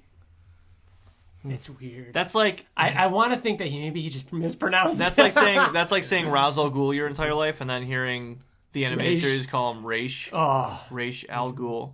I think I still say Raz. I say Raz. It's in my head. You'll never ever take that away from me. I can't believe it's Angstrom Levy. That's always pronounced different though. On different animated shows. Is it? Yeah. Sometimes they do pronounce it Raz? Yeah. I've only ever heard it pronounced Raish. No, I've heard it. Oh no, the movie it's Raz. Ra's al Ghul. They say Raz, yeah. That's okay. Okay, next issue, we're on 28. This issue is just a ton of fighting. Lucan threatens Mark and them, and they fly away from Lucan. I love this scene, though. I love this scene of them flying away, and Andressa's looking behind, saying, he's gaining. You're gonna have to go faster. And Mark's like, saying he's going as fast as he can. And you can see him catching up. Yeah, you see him getting a little bit closer. And Mark's saying, I don't know what to do. If I slow down, he'll land. Or if I slow down to land, he'll be honest before I can turn around and defend you. I'm flying as fast as I can. And then he says to her, he's like, I don't know what to say. I'm sorry. I don't think we're going to survive this. And then there's just the way that Lucan reaches out and he's about to grab Mark's feet. But just that moment of him, like earlier today, we were talking, not on the podcast, about having that moment where you accept, I'm going to die. I'm going to die here. Like if you're in a car and you're right before a car accident, you're like, oh, I guess this is going to happen. Yeah. All fear is gone and it's like you just accept have fate. That acceptance. Yep. Like something's, you're about to get hit by a car. I got rear-ended 2 years ago and I saw the truck coming and I'm like, he's not going to stop. And he didn't. And he just rear-ended me. And you have that moment where it's like, oh shit, here it's coming. And it's almost like Mark has that moment and he's telling her, he's like, I'm sorry. I told you, TJ, when we were driving that time and we almost got rear-ended, I was like, we're about to die. And Sorry. Isn't this almost panel for panel like we talked about with like Conquest and Mark, or Conquest and was chasing Oliver? No, there is that moment though where it has that same tension though, where Oliver's running out of air, right? And he gasps for air when he breaks Oliver, through, or is that Tara? And he's being chased by there's Ursel. that. Oh yeah, I forgot about that. Yeah. Mark is flying with Tara, and remember her turning blue? Right. Well, because she couldn't breathe because he was flying so fast. God, and then he had to slow down. He's to like, stop, "I'm sorry, baby. I'm catch sorry." Oh, right. So good. But anyways, Nolan saves him, and Mark is exhausted. We get a brief intermission back on Earth with a really fun conversation between Immortal and Black Samson, where Black Samson's trying on his old costume, and Black Samson gives him grief about not visiting him in the hospital and how he's not. He doesn't care about anybody on this team. Immortal, he calls Immortal distant and everything, and Immortal comes clean, being like, "Yeah, I am distant because everyone I've ever loved dies." And I remember all of them. Yeah. I remember every single one, and they just die. And after Grace, who we saw in a flashback in like issue 13 or whatever it was, he brings her up, and Black Samson knew her and was like, "Yeah, we all loved Grace, his last wife." But Immortal's saying that I've met someone, and I'm seeing things in a new light, basically, and she's making me want to feel again and to live again, kind of. And he's talking about Duplicate. Yeah. Mm-hmm. The Mauler twins, one of the Maulers that survived the Angstrom Levy incident, creates a clone. And now they can decipher between who's the clone and who's not. Yep. Amber's still upset that Mark hasn't come back. Debbie is looking at old pictures and decides to throw away the bottle as if she's done. She's just done crying over this and drinking. And back to the fight. Nolan shows up. He's covered in blood, but it's Lucan's blood. And they fly back to the... they bring Andressa and the baby back to the caves, but then when Mark meets back up with his dad, we get another 2-page splash. Same issue. 2 in a row. Crazy. Actually, isn't it? Well, 3. Oh, no, one more page. 3 in this volume. Oh, no, this is a different issue. Never mind. But yeah, 2-page splash of the destruction that the Viltrumites have caused. They basically... Look at all the dead Thraxons. Look at that, dude. Yeah. Wow. Oh, yeah, like on the bottom? Yeah, dude. Just piles and piles of them. Wow. Nice little reference here. Later on, Andressa says, "I want Mark gone," but by the time our dual suns set, and there's the 2 suns in the sky. But yeah, it ends with Mark saying "Dad," and Nolan's just like filled with anger and tears. Yeah, all these art in this issue, man, it is really good.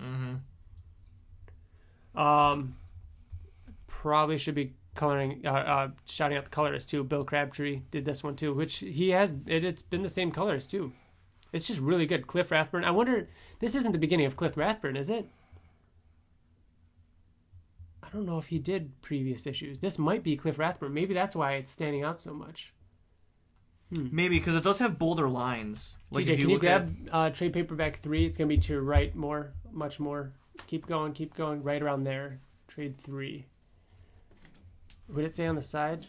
It would say on the side, actually. Do you see any Rathburn on the side? No, that's what it is. That's why it's standing out so much. The inker, Cliff Rathburn.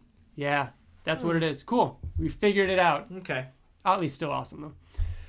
All right, 2 more. This is issue 29. Yeah, Mark's pissed off. Oh, yeah, I really like this scene, though. Because, I'm going to read it. Nolan says, "They were inferior to us. They were lesser beings. Their deaths are inconsequential. These are things I am completely aware of. I should not care that they are dead. I've had blood on my hands before, far more than this, and yet I care. I am enraged." And Mark's like, "That's okay. It's normal. You're not the same person you once were." And then Nolan says, "What makes you think you know what is normal? How can you presume your ways are right? How can you think that it wouldn't be better to feel nothing at times like these? How?" And he's like choking Mark.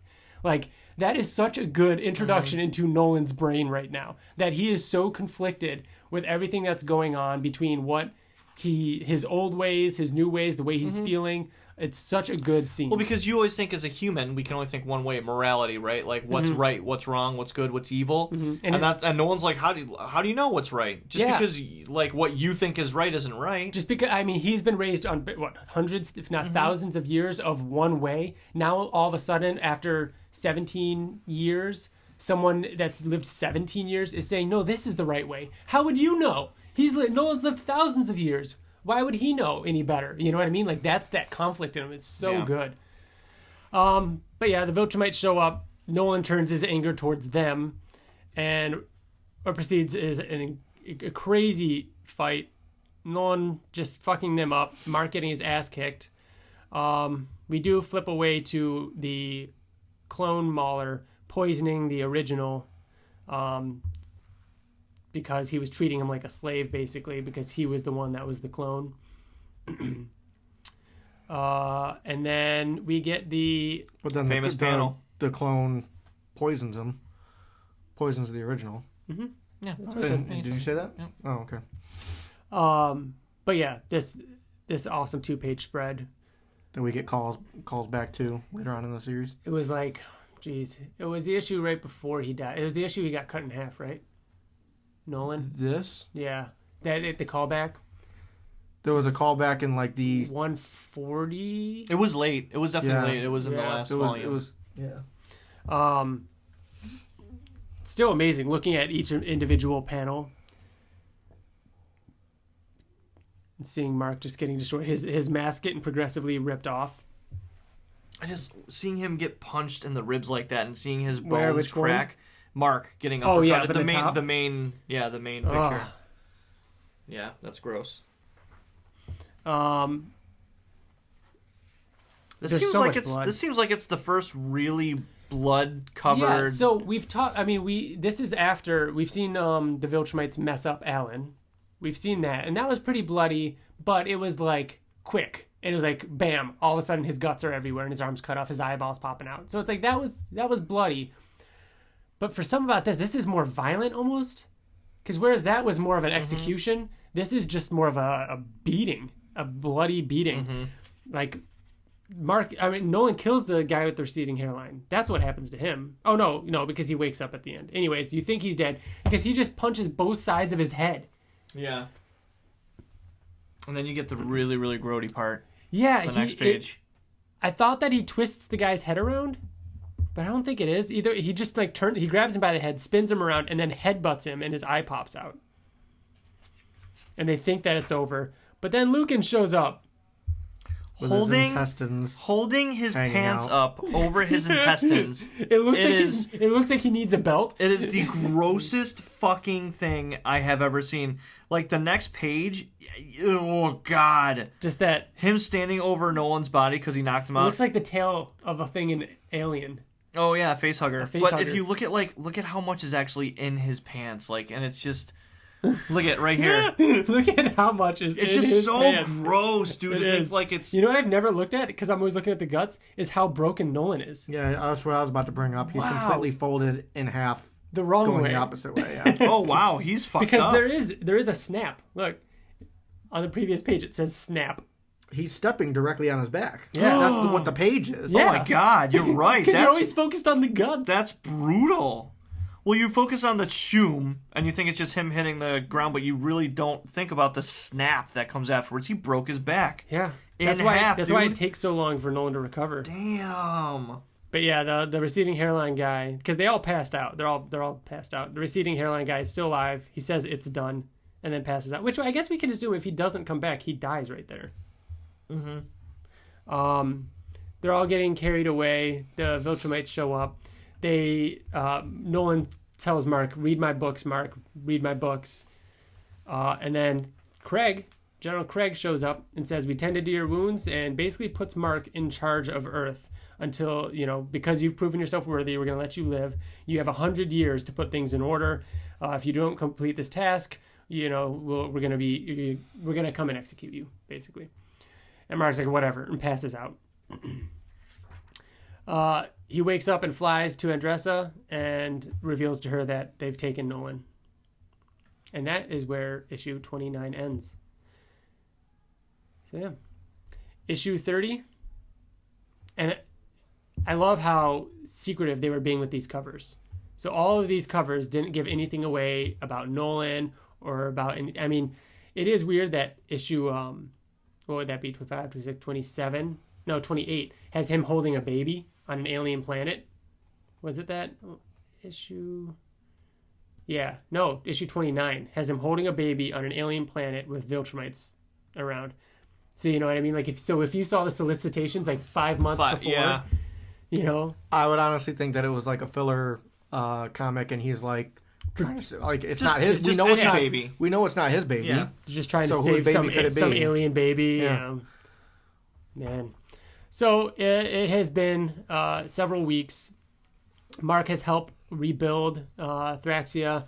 Andressa is clearly much older, and she says that it's time to leave. The ship is finished. He wants to stay and do more work because he says 2 weeks would be nothing for him to stay and do that. But she said, no, you have to go now. Mm-hmm. She tells him to take his brother with him, which surprises him because that's her son. But she's like, he'll know no one. What kind of life is that? We'll all be dead. Generations will come and go before he can even speak sentences because he is kind of talking now.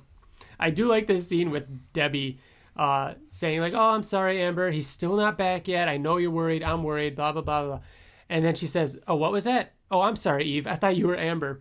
It's like, oh, shit. I love that. But it is cool how she's like, oh, aren't you over in Africa? How are you doing? Are you getting stuff done, making a difference? It's great that somebody with your abilities are actually doing good and not just punching things. Mark and Debbie talk about how Mark went and actually saw Nolan, and she's asking all these questions about her. Like, did he say anything about me? You know, what did he feel about me? And he told her, you know, he didn't really say anything about you that when he I brought seemed you up, right? and that he kind of got upset when I brought you up. And so she's like, you know, she actually says, I need a drink. So which he went. we saw So he her. just went off to some other planet and started a new life and forgot all about me. He's not evil. He's not completely different. He's not a completely different person than the man I knew, but he's not coming back. I need a drink. Yeah. So it's like it almost showed like that she had moved on. She's kind of starting to accept this, and then Mark to come back and say, "Oh, by the way, he is actually like." And as she's walking away, he says, "Seriously, Mom, there's a lot we need to talk about." And then brother, she turns around and kind of explains everything that happened. That, you know, obviously you couldn't leave him on the planet, like we said, because his how quickly they accelerate their age, and he needs someone to take care of them. And I didn't know where to bring him other than to bring him to you. Mm-hmm. Can you take care of him? Which is a lot to ask. Yeah. But it gets to the point where Mark's like, I really got to go. Can you just take care of him for a little bit? I'll be back. And he leaves her. The Mauler twins have cloned each other. The clone of a clone has now cloned a clone.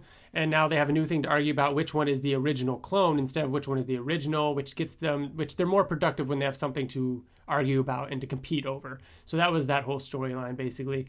And now they're like, oh, I like how they bring up like, so where did we leave off? Oh yeah, we stole those game boxes in order to create those robots that they then destroyed, but in order to bring back the immortal. Like they kind of talk about all their past, heists and hijinks. And they're like, so where should we pick up where we left off? Oh yeah, let's resume our work. And then they say that, well, we would need money to do that. And then Robot says, I think I can help you with that. I have a job for you. Mm-hmm.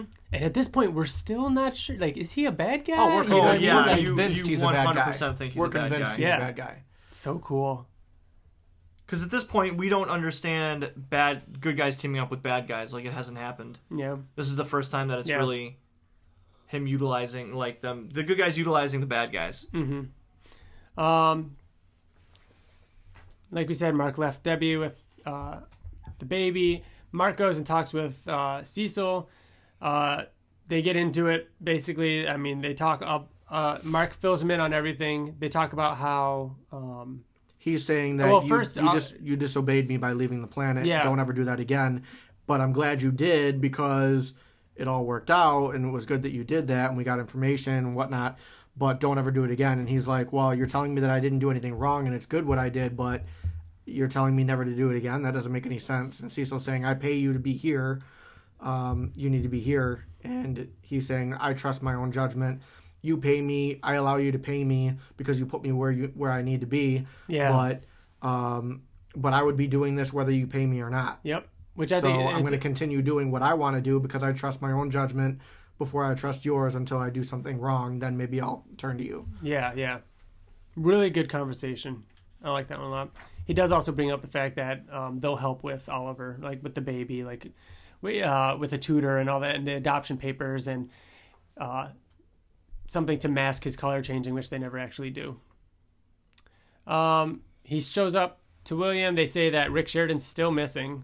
There's another really bad gay joke, which, by the way, there was a license plate during that whole Avengers standing around scene with an omnipotist that Ryan Ottley wrote RKB gay on a license plate, Robert Kirkman.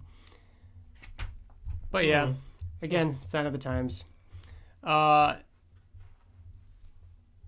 shows up to Amber, and Amber flips out on him. What the hell is wrong with you? You've been gone for 2 months without.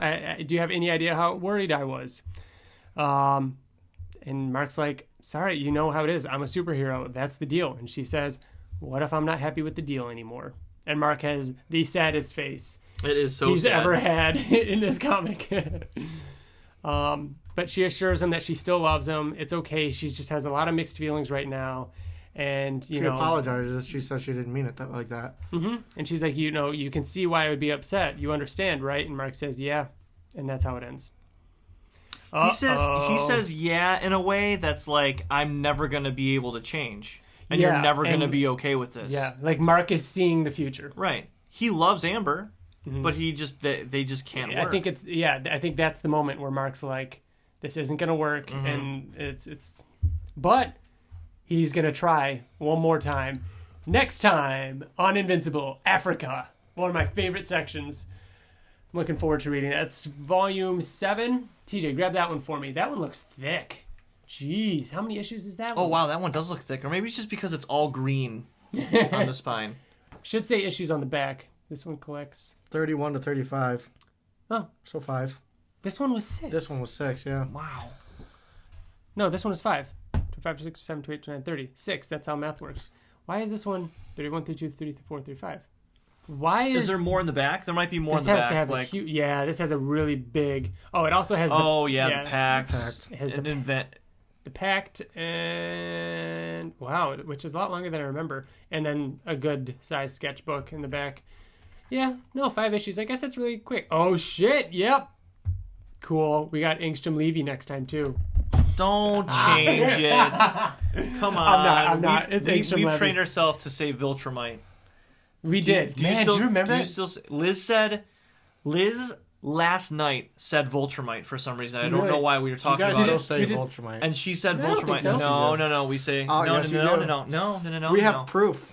I mean, we can go back to it. I really think I always make an effort to say Viltrumite. I always make an effort to say Viltrumite. That's the problem, is that it hasn't gotten to the point where I don't really have to make an effort. I have to consciously do it. So maybe it slips, but...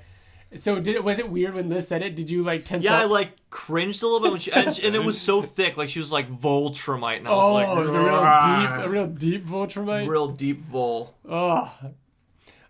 We got a couple minutes. I want to talk about some other stuff that's been going on. Bill, talk a little bit about Resident Evil 2. Resident Evil 2. I remember it was one of the first video games I experienced when I was young. And I remember playing it with my friend Kenny and my friend Danny, staying up all night long and really being scared. I don't think I've been this excited about a video game for a long time. This game somehow captures that nostalgia while still being completely new and terrifying. Yeah. It's a very fucking scary game. Is there enough different? Do you know where to go and what to do? Is it easier because you played I know how the it original? works. Like you know how it works. You I don't know. like I have to get to the basement. I have to get the basics.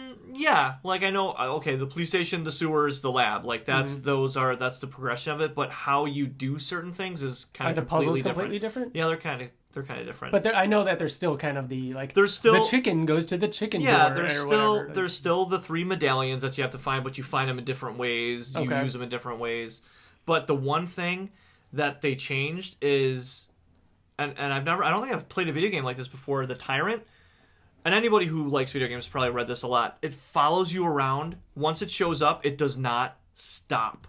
Really? And you will literally hear, like, if you finally lose it in the police station, you'll hear doof, doof, doof, doof, like it's stomping around a floor above you, like a room next to you, and it never stops. Once it sees you, it will pursue you. So and kill you're you. constantly expecting it to pop out. You were at one point. I was in the clock tower, and I had to start the bell to do something, and it made so much noise that I stood in front of the door with my flashlight aimed on it, just waiting for like 5 minutes because I did not want to go out that door. I knew he'd be waiting. I knew it would be like a scripted event. Yeah. Not a cutscene, but like a scripted, he's there fucking waiting. And I turned it off. I played on my phone for a little bit because I was so scared. Like, the first, TJ, do you remember Dead Space, the first Dead Space? God, I loved it. Where you go in that room and then it's like quarantine, lockdown, and and you're like, oh my God. Like, and that's the part that you just don't ever want to experience in a video game ever again because it's so scary. All of this game is like this. All of it. You walk through a hallway of jail cells and there's zombies locked in them. You know that you have to turn the power on. And they're going to open. Just ka-ching, doosh, doosh, doosh, and they all fucking come out and you're like, fuck me. Dude, it's so good. Cool. It's so good. TJ, have you played any more VR? Yeah, I started Resident Evil 7. Oh, did you? Oh, that's ironic. Yeah? How far did you get? Not very. Like, I'm in the house and, like, that possessed girl keeps throwing me around. Possessed girl keeps throwing you around. Your wife. Have you had any genuine scary moments? The whole game is terrifying up until this point. Yeah. There ever been a moment where you're like, okay, this is a little much in VR? Yeah. I mean, I don't know. I mean, there have been jump out moments, but there's never been a moment where I like had to rip the thing off my head. Really, when you're walking down the stairs in the basement and you hear her like, and she's you just crawling see her up to you? crawling up the stairs. Oh, no. No, none of that. None of that, please. Oh no, we should change the subject Change right the away. subject to something a little more. The first time I died was frustrating because it's tough to fight in VR. Because you have to be like know where you are, and if you want to turn around, it's very slow to turn. If you're doing it like on a controller. If you're actually turning around, obviously it's quicker. But I don't. You're not getting any motion sickness with that one. I do. I do get. So I can't play it for too long. Yeah, you have to take. Are you using where you flick it and the camera goes? Yeah. Like it just moves. Quarters, is there another way to use it? Yeah, you can just do it so it's open. Smooth. But that causes more sickness if you're not comfortable with it yet. Start with. Everybody recommends start with just the incremental. The clicking. What I hate though is that you have to look where you're shooting. I just don't like that. How else are you going to see where you're shooting? I don't know. Like I don't like you. I you feel like Cyclops. I want to point with my controller. I want to use my hands to aim. I Is don't there want to use my eyes to aim. Yeah. So you can you look like can I look at Bill and shoot you? I can't run away and shoot like beside me. Like you know what I mean? Like I can't aim. Like if you have two analogs, you can run and like shoot to the side. You have to change the settings. Then you have to change the settings to not the click settings. Because you might be able to without that setting. When we played it at here, you turned that off. I turned that off, and it was weird because you have like total control. Like because when you move, it changes it to where it's normally like this, but you have another access to where you can strafe and go forward like with the joysticks. You know what I mean? It changes your view, but you can still move your neck too. It's weird. Because when I was fighting her in the attic, it's hard. And she comes through the window. Oh yeah. I go down the ladder. Yeah, I just got my gun, and she's quick. She's much quicker than me. So I'd have to run to the other side of the room, but I made the mistake of not running backwards. So I ran there, and then like I'm slowly trying to turn around, and I can hear her like behind me running after me, like screaming and grabbing me, and she throws me across the room. Yeah. And I'm too slow to get up and like turn around, so she grabs me and throws me again. Like it was difficult. I killed her and I moved on, but like I killed her and I moved on. I died twice before I killed her. So wow. The last video game I want to bring up is 13 years ago. I bought a game called Kingdom Hearts 2. Kingdom Hearts And Kingdom Hearts 3 comes out tonight at 9:00, but I'm getting it tomorrow. It's arriving tomorrow. I bought it on Amazon. It's coming out tonight? Yeah. That's it's a Tuesday weird. release. That's so So strange. it's a midnight tonight kind of thing. We're recording on Tuesday. We're recording Monday night. But yeah, it'll be out tomorrow. And so, well, it's, yeah, you know what I mean. It's officially out tomorrow, and I'll finally get to play it. There's been tie-in games and everything over the last several years, but think about it, Bill. So you can download it tonight at midnight? When we graduated high school, the year we graduated high school, I got Kingdom Hearts 2 the day it came out and played it. And how that game ended, there's a cliffhanger, kind of. And that cliffhanger has been kind of talked about briefly in tie-in games and stuff like that, but not like a real follow-up until tomorrow. Why did it take so long? Because it's Square Enix, and I was terrified. 13 years, and they're finally like, oh, it's coming, here's the tease, and then it's silent for 3 years, and then, oh, it's actually coming again. It's like, okay, yeah, I'll believe it when I see it. And then they Not only release it. But it has like a Metacritic of like 9. Like, it's actually good? What? I wasn't expecting that. So, I can't wait. I'm so excited to play that. Other than video games, let's talk a little bit about, did you guys see the trailer for The Boys? No. Yes. What is that? Holy shit. TJ, if Bill hasn't seen it, all I'm going to say is that it looks insane. It is Seth Rogen doing a superhero show, and it is the craziest trailer of anything I've ever seen. We're going to watch it after we're done recording, Bill. I can't wait to show you. You did see it, though, TJ? Yeah, I saw it. Dude. Okay. Dude. Is it a comedy? Wait, when did it come out? Like a week ago, not even. Yeah, I saw it. Dude, don't, no. Bill, put it in I'm front of not. We're almost done. I'm not. Yes, you are. No, I'm not. I'm okay. not. Dragon Prince Season 2 is out like next week. I need to really? finish I season didn't know 1. that. Isn't that, That it came came out out of of nowhere, right? Yeah. I actually finished Season 1 a few months ago. I know last time I talked Makes me about it on wonder the why podcast. it took us so we did it. long for, like, Korra. Yeah, you know, it is kind of fast. I'm surprised how fast they came out with. It's an animated show. That doesn't make sense. Interesting. So we'll see how that is. Bill, I've been hearing a lot about Star Trek, and it's actually getting me to the point where I think I might actually watch it. Okay. Because all people are doing is talking about Star Trek Discovery. It is so fucking good. It is so good, and it is so like, episode 2. I turned to Liz and I was like, "This feels like Next Generation." I'm like, "This is classic Here's Star Trek." Here's something for you. I've seen the J.J. Abrams movies, and I've seen bits and pieces of the TV shows. It is the perfect combination. Will I enjoy it not getting any of the references to the Next Generation? Oh or yeah, anything else like 100%. that? There are no references to the Next Generation. The Next Generation takes place 100 years after this. Then not even Next Generation. Any of them. Any of the shows. I've never seen the show. You've seen the movies though? I've only seen the new movies. You're good. You know who Christopher Pike is. You know who Spock is. Yeah. You know who. Okay, you're good. I have a familiarity with them based on the new movies and who they were in the show, but never seen it. People are saying that season 2 is so good that season 1 is terrible. Season 1 was fucking amazing. Like, I loved season 1, but season 2 is evolving into what a Star Trek show is kind of normally, but still being really well. Like, the action scenes are like so tense. The first episode is literally like you'll be standing up. Cool. It's so fucking good. TJ, Ascender. Did that come out, or is that out this week? It got delayed, but it's coming out. I think it's coming out this week. I'm really excited to see what you it's think either of this that. week or next week. Because I still think of that as a TJ book, and you were happy with the way it ended, right? Yes. Ascender? It reminded me so much of like Epitaph of like Dollhouse, how Dollhouse ended. Oh, really? And like it just got nuts. Have you seen anything for Ascender, or just the cover? Cool. No, I'm avoiding it. Do you know anything about it? No. Cool. I know that it's based off of the cover, and that's all I'm going off of. I believe it's a female lead character. But is it as far as you know, it's not a prequel, sequel, spinoff? I think I don't know. I don't know nothing. I feel like you said that it was a prequel, or you thought it was. Maybe I if I did, I forgot. Like it takes place during... I know it takes place in the same world, but it's a completely different story.